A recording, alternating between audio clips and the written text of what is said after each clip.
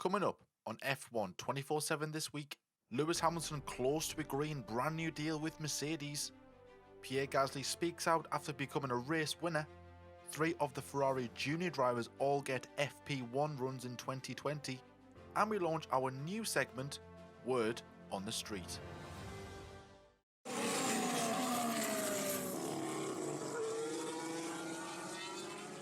So we've got a lot to get through, so let's get started. And our first story is that Lewis Hamilton is reportedly close to agreeing a brand new 3-year deal to stay at Mercedes, worth over £120 million. Wow, equivalent to about 40 million per season. That's a lot of money. I mean, Mercedes, anyone want to call me up? No, I wouldn't mind 40 million a year. I would really mind £4 a year, but never mind.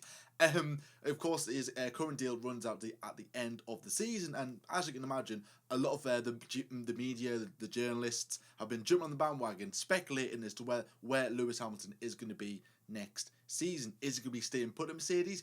Is it going to be going off to a different team?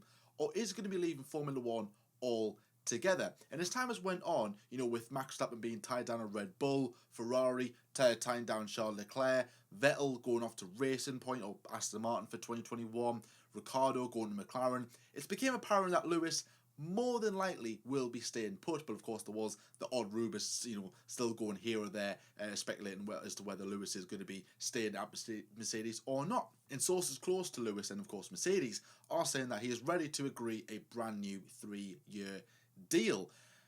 I mean, it's inevitable. It really, really is. I mean, it was either, for me anyways, as we're in this current climate, it's either Lewis Hamilton stays at Mercedes or Lewis Hamilton leaves Formula One. I did kind of have this little theory that he might go back to McLaren and end his days there with the whole Mercedes partnership coming into play, but realistically it was never going to happen. Maybe actually push on McLaren going forward, but as time went on, I kind of went, yeah, I can't see this happening at all. And as I'm recording this, he's just within a whisker of matching Michael Schumacher's win record. He could have got it in Sochi, he didn't, unfortunately. We'll go off to the Nürburgring for the Eiffel Grand Prix. Is he going to match it there?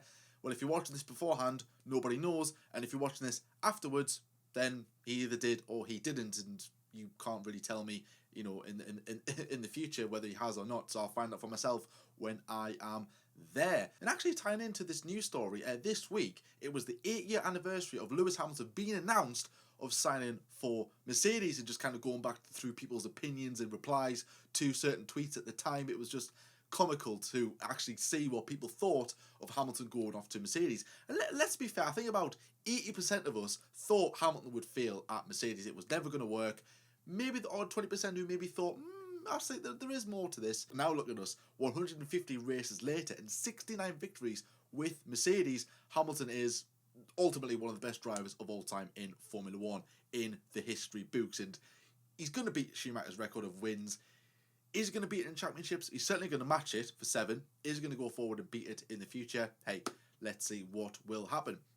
So Lewis Hamilton staying at Mercedes, it makes complete sense. I can't see Hamilton anywhere else. I can't see him at Ferrari at all. I can't even see him going back to McLaren now, with what's going on. Well, Total Wolff didn't really say no to the whole Hamilton to Red Bull rumour, because Eddie Jordan has been speaking once again, which is very dangerous, I'm not going to lie. Eddie Jordan came out recently and said Hamilton and Verstappen were going to be an item at Red Bull Racing, and again, media kind of kicked on with this and went, okay, maybe there is something to this. Total Wolff didn't really deny this, but if I'm honest, I can't really see Hamilton and Red Bull at all, Verstappen there or not. I mean, Red Bull are a team that they're trying. They're almost like that. This year is going to be our year kind of team. Okay, we've got a good car this year. We're going to push on for that title. We're going to challenge Mercedes. And Mercedes are like 2 seconds ahead of Red Bull, and Red Bull are left scratching their heads going, why is our car not quick enough? You know what I mean? Like that's the kind of vibe I'm getting with Red Bull. Now, of course, you've got the new regulations coming in 2022, which is going to be throwing a lot of people in and around the mix. Are Mercedes going to be still at the front? Can Ferrari and Red Bull close up? Can someone from the midfield go towards the front? Will some of the front runners go towards the back? When we say front runners, we literally mean Mercedes, because they're the only front runners realistically. You've got Aston Martin going forward, McLaren are on the rise. Yeah, what's going to be happening as well? So that's going to be interesting to see. And something else that came to my attention as well, Lewis Hamilton signing this deal clearly means that not only does he want to continue in Formula One. He wants to try and set the bar almost impossibly for anyone to catch, because he's going to get, if he does sign this 3-year deal and Mercedes are still competitive in the new regulation era, he's going to get over that 100 win barrier. He's going to get over that 100 pole position barrier. He might even get it very soon. I'm not too sure. He's going to set the bar where it is going to be impossible to catch, or very, very unlikely to catch, because records are there to be broken. Schumacher said this, and of course Hamilton, he wants to set them records, and of course he wants to still keep racing. But does Lewis Hamilton need Formula One? No. But does Formula One need Lewis Hamilton? I would probably say yeah, to keep the profile of the sport alive, with the all these telling Lewis Hamilton about what he used to do, and how much of a public figure Lewis Hamilton actually is, with his influence, with of course his movement that he's got going on as well, and just other little things as well with his clothing brand, even his music. So really, Lewis Hamilton doesn't need to be in Formula One. He's got other things he can get on with. But no, Lewis Hamilton doesn't need another 3 years in Formula One. If he retired right now, I'll be like, all right, okay, that's fine. He's already stamped his leg. He's already a legend in Formula One. He's got his legacy behind him. But continuing on with another 3 years, what is that going to be holding in the future? It could have been announced by the time you're watching this, which normally is the case. So expect an announcement today or tomorrow or whenever you are watching this. But no, Lewis Hamilton at Mercedes makes complete sense. I can't see him anywhere else. It's either Mercedes or retirement. What do you think about this? Do you think it's right, Lewis Hamilton signing a brand new deal with Mercedes? Do you think he should continue in the sport, or do you think he should just walk away from it, leave it all, and just let someone else take the reins at Mercedes? Next up now, Pierre Gasly has spoken out after his victory at the Italian Grand Prix, saying that he's had to fight for everything in his career. Now, at the 2020 Italian Grand Prix, an extraordinary Grand Prix to say the least, Pierre Gasly took his first ever Formula 1 win in the AlphaTauri, formerly Toro Rosso, and took the team's second ever win. Coincidentally, at the same track, Sebastian Vettel won there for Toro Rosso, when they were called Toro Rosso, back in 2008. Fast forward 12 years later, Pierre Gasly wins in the AlphaTauri. Now, he sat down not this week, but a couple of weeks ago. Now, we were going to cover this story last week, but of course I wasn't very well. I couldn't do F1 24/7 news, so I thought I would include it in this one because I really do want to speak about this. And basically sat down with racefans.net and just let out everything about all of his emotions, what he got up to after winning. But he's basically saying that how crazy it was, with all the TV interviews, the radio interviews, the attention he was getting on social media. And it was almost like a big weight off his shoulders, and I would say a little bit, because Gasly at Red Bull was under a lot of pressure, and pressure that was not needed. I would say understandable pressure, because of course you've got to deliver at a top team. If you're not delivering, then of course you don't deserve to be there. But I think 12 races, he should have got the season, and I'll stick by this. And of course you may agree with me, you may disagree with me, it's entirely up to you what you think, but in my opinion, I've stuck by this ever since he got demoted.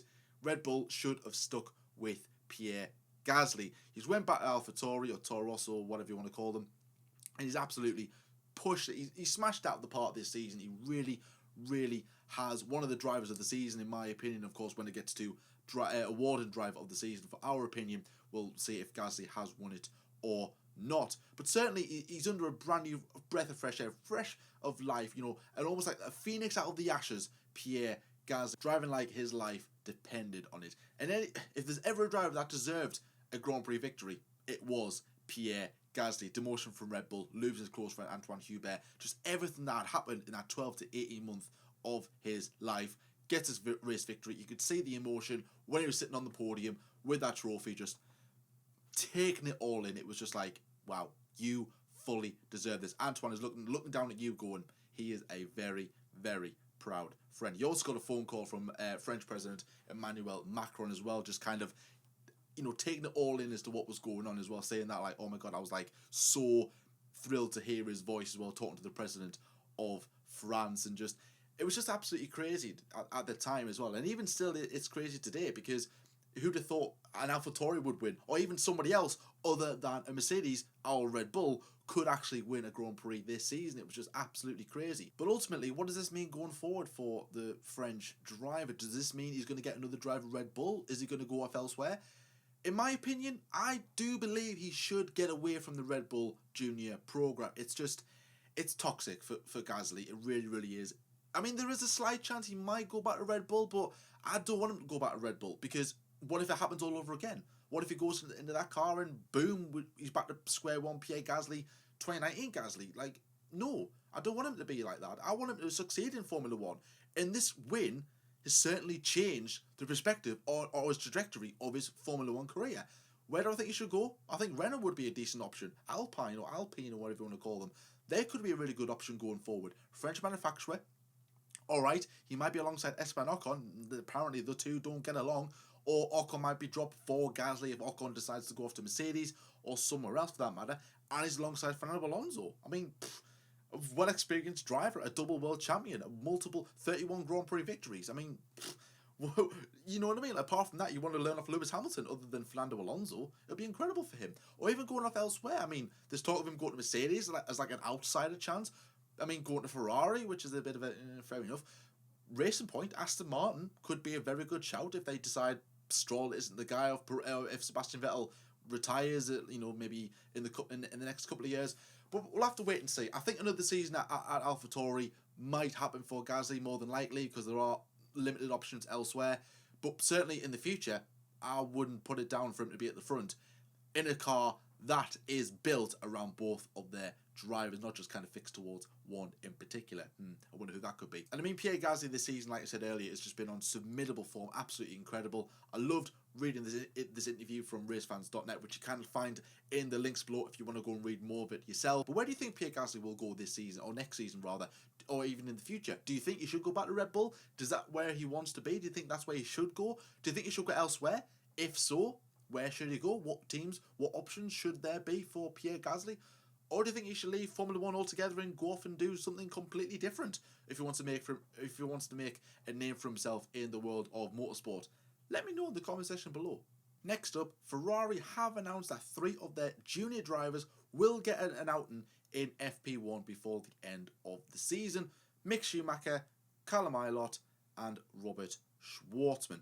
Now, where are these drivers going to be doing their FP1s, I hear you ask? Well, in case you haven't seen already, I'll happily tell you. So, Mick Schumacher will be doing his FP1 session at the Eiffel Grand Prix at the Nürburgring. He'll be replacing Antonio Giovinazzi for the FP1 session. And at the same event, Callum Ilott will be replacing Romain Grosjean for the FP1 session at the Eiffel Grand Prix as well in the Haas. So 2 drivers in FP1, brand new drivers, will be making their Formula 1 debuts practice session debuts anyway, in that session. Then fast forward to the end of the season, Robert Schwarzman will have his turn to feature in FP1 in Abu Dhabi.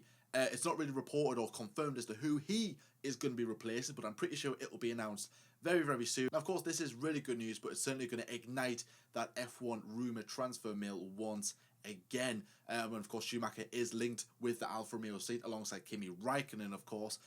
Callum Ilott and Robert Schwarzman are also linked with that Haas seat. So it's going to get rather interesting to see where everyone ends up. But I am excited of course, to see Schumacher, Ilott and Shwartzman all compete in a full-on FP1 session. Where they're going to be, how is it going to be? There is going to be a lot of media attention, which is going to be good for the smaller teams, Haas and of course Alfa Romeo. I mean, they're not short of a few bob or two, but certainly helps having them extra funds going into the team. And I'm pretty sure as well that a lot of people who did watch Michael Schumacher back in the day and were big fans of him will be very excited to see his son Mick Schumacher coming into Formula 1, or at least just for FP1 as well. If you're fans of Robert Schwarzman and of course Callum Ilott, then this is certainly a one for you. I can certainly see I could see all of them in Formula 1. I mean, of course, Mick Schumacher, he's destined for F1. Robert Schwarzman is a very, very good talent. I mean, he's doing okay in Formula 2, but does he need another season? Possibly. He's had good moments and some kind of bad moments, but he has had his fair share of bad luck as well. Now, Callum Ilott has actually announced he's not going to be doing another year of Formula 2 because it is way too expensive, he said. So it's either going to be Formula 1 for Callum Ilott, or it's going to be something else, and he's going to be one of those drivers that just slips through the cracks of Formula 1. I would say he's been a bit of a surprise candidate for that F2 title because Schwartz's name was there, of course Schumacher's name was there, Zhou's name was there, Lundgaard's name was there. There was a bunch of people that were linked to get that Formula 2 title. Callum Ilott's name, I can't remember seeing, unless I'm mistakenly, of course. That could be very, very likely, but I can't remember seeing Callum Ilott's name. But hey, he's done absolutely bits this season. Does he deserve a seat in Formula 1? Absolutely. If he does well in Formula 2, let's see how he can do in the big time Formula 1. So that's going to be interesting. We are going to be covering as well Mick Schumacher in Formula 1. Is it a good thing? Is it a bad thing? Well, going through the good things and kind of the bad things as well. For Mick, if he gets into Formula 1 in this week's debate show. So that's going to be very interesting to see. But I'm excited to see these three. I'm big fans of all these guys, if I'm being totally honest. I'm pretty sure you guys are as well. There's been a big, good, positive response on social media. So I'm excited to see what these guys can do in Formula 1. Well, at least in FP1, anyways, against the big guys, and see if this will ignite their Formula 1 careers, get them a seat with their represented teams, or with somebody else for that matter. What do you think? Will these guys be in Formula 1? How many do you think of them will be in Formula 1 in the future? One of them, two of them, or all three of them? Let me know in the comment section below. And where do you think that they will be ending up at? So the final part of F1 24/7 news this week is our brand new segment, Word on the Street. Now, what is Word on the Street, I hear you ask? Well, it's simple. This is basically going to be our transfer kind of rumour roundup type of thing, Word on the Street. It's something that I say quite a lot, and of course the inspiration for the name of it, I say, well, Word on the Street is, this is going to be happening. So I thought, let's add in some transfer rumours as well that maybe aren't really that important in terms of going in the news segment, because we're trying to keep, trying to have other kinds of stories, kind of keeping the debate going as well. But I think it's also healthy to add in some more stories and, of course, some transfer rumours if we know about them. This one's can range from very public to maybe not going well at all, and kind of maybe answering some of your questions as well. If you're like, okay, who's linked with this seat? What's going on with this particular driver? And if you have any questions, then leave them in the comment section below, and we will try and answer them in potential episodes. Now, don't expect this in every single F1 24/7 news, because there might not be any rumours or transfer stories doing the rounds. So maybe there might be a couple of weeks where we won't do Word on the Street, but if there is any transfer news, then we will be happily doing that. But I think we need a change of scenery. Don't you? There we go. Looks good, doesn't it? Green. That was the first colour that came to my head when I said Word on the Street. Just green. I don't know why. I hope you like it. Anyways, moving on. So let's start with our first Word on the Street. Now, Word on the Street is, coincidentally, Sergio Perez has signed a pre-contract with Haas for 2021. Now, we do know that he is leaving Racing Point. He announced that a couple of weeks ago, which shocked some people and kind of caught, people like, fair enough, I could see this coming, a kind of thing, with Vettel going, of course, in Aston Martin next year. Perez is out with the seat, and not a lot of people are happy with this. Now, one of the teams I was linked with was Alfa Romeo. I think with the Mick Schumacher and Kimi Raikkonen signing for 2021 story kind of ever growing, it looks more and more unlikely that is not the destination for the Mexican driver. It looks like it's going to be Haas. Now, there is, like I said, Word on the Street. He has signed a pre-contract with Haas for next season. So, is this true? I don't know. I mean, there has been stories of pre-contracts signed before, and of course, deals that there is a deal close. Stories doing the rounds. So, I would say to this, take it in consideration, take it seriously, because, Perez, does he want to be in Formula 1? Absolutely. Is Haas the right choice for him? No, I wouldn't say it is, but if it's the only option for Perez, then why not? Why wouldn't you not want to go for it? Now, he is linked to go to other forms of motorsport. He has said that there are options beyond Formula 1, one of them being IndyCar, which Zach Brown came out and said that he is interested in signing Perez for the IndyCar program, which something that Perez could very well succeed in. He's part of that, the American kind of thing, from, of course, being from Mexico as well, being from North America. So yeah, you could happily go off and do that. Formula E was another one as well, which I'm like, it could raise the profile just a little bit, but is it really for Perez? No, he wants to be in Formula 1. So I think Haas would be a good option for him. Now, again, Word on the Street is, he's going to be replacing Kevin Magnussen. Now, I have seen this in articles. I don't want to officially say that is true, but that's what I've seen. That's what I've heard. It is going to be Kevin Magnussen. He's going to be replacing. Don't take my word for it. Really, really don't. But of course, both drivers, not just Kevin Magnussen, but Roman Grosjean as well. He's also linked to go off to elsewhere. And Grosjean is another driver who is linked away with a move away from Formula 1. And he's also said that there is options elsewhere besides Formula 1. So let's see what happens with that. Word on the street is that Red Bull are looking at other driver options for 2021. Now, more or less, it's going to be alongside Max Verstappen. Now, who are these other drivers, you could say? Now, normally Red Bull have signed drivers from their junior academy, drivers such as Max Verstappen, Sebastian Vettel, Daniel Ricciardo, Alexander Albon, of course, Pierre Gasly. They all came through the ranks of Red Bull. I think the last driver that they signed that wasn't part of their program was Mark Webber, I believe. And ever since then, they've always signed a driver that has come from the ranks of Red Bull. But is it time to look elsewhere? Is it time to go beyond the program and get someone else in that isn't part of Red Bull at all? Because there is still speculation, despite having the podium from Alexander Albon at the Tuscan Grand Prix, his future is still in doubt. Now, do Red Bull going forward, do they want to get someone else in for that is not part of the program? Then they are looking at it. That is the word on the street anyway, that they are looking at other options to replace Alexander Albon. Not Max Verstappen, of course. He's tied down till 2024, I believe it is. But who are these other drivers? Well, apparently, word on the street, it's Sergio Perez, that guy again, and Nico Hulkenberg. Two very well experienced drivers. Two very quick drivers as well. Drivers that aren't going to get in the way of Max Verstappen. Drivers that can get podiums in that car. Maybe one, I'm only kidding. Hulkenberg could possibly get a podium in that Red Bull. Two drivers that do bring a lot of experience. Perez does bring a lot of money, which Red Bull don't really need. They're not really after money, but like I said earlier, any more cash injection within the team is still a big help. Doesn't matter if you're Mercedes, Ferrari, or Williams. Any money is good money. So Perez coming in would be a very good option. He's a very quick driver, of course he is. He's shown this. Very underrated in my opinion. He's not going to battle for championships. He's not going to be there to challenge Max Verstappen. He wants to be there for when Max Verstappen is, let's say, out of a Grand Prix, or he's got a problem, or something has happened to Max. So, and they want a driver that is going to be there to pick up the point, potentially a race win. Can Perez do that? 100%. Can Hulkenberg do that? I would say he can, absolutely. I want to say it first because, we have seen Hulkenberg kind of maybe crack under the pressure just a little bit when it comes to trying to get for podiums. But nevertheless, Hulkenberg does bring some good speed. He did come back for race point in the two races at Silverstone, which was incredible to see. Got P3 in qualifying as well. Didn't manage to turn it into a podium. But nevertheless, still a very good job that Hulkenberg did, despite not being in Formula 1 for I would say a number of months. His last race, of course, coming out the 2019 Abu Dhabi Grand Prix. So, could I see this happening? Yes. The word is actually could.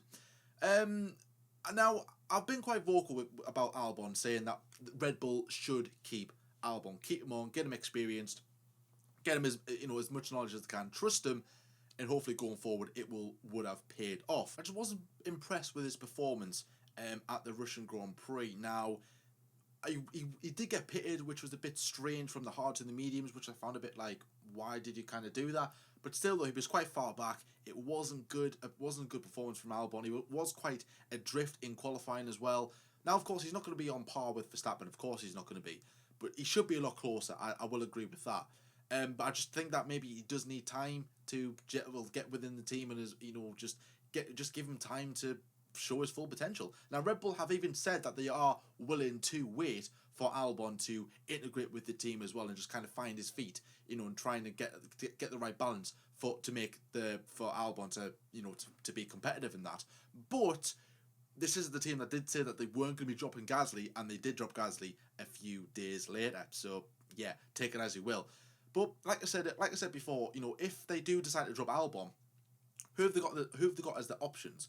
If they do want to re-employ somebody, and I say re-employ because there is nobody else that they could possibly employ that they haven't employed already, I would say that the one that they would re-employ would be Pierre Gasly, would be the only option. But do Red Bull want to go back on the word and say, look, we were wrong with Gasly, we're going to bring him back in? Because there was that whole thing with Kvyat when Gasly was dropped as well. They weren't going to bring him back in. They gave Albon a chance. And if they don't decide to choose Gasly, who else have you got? Kvyat?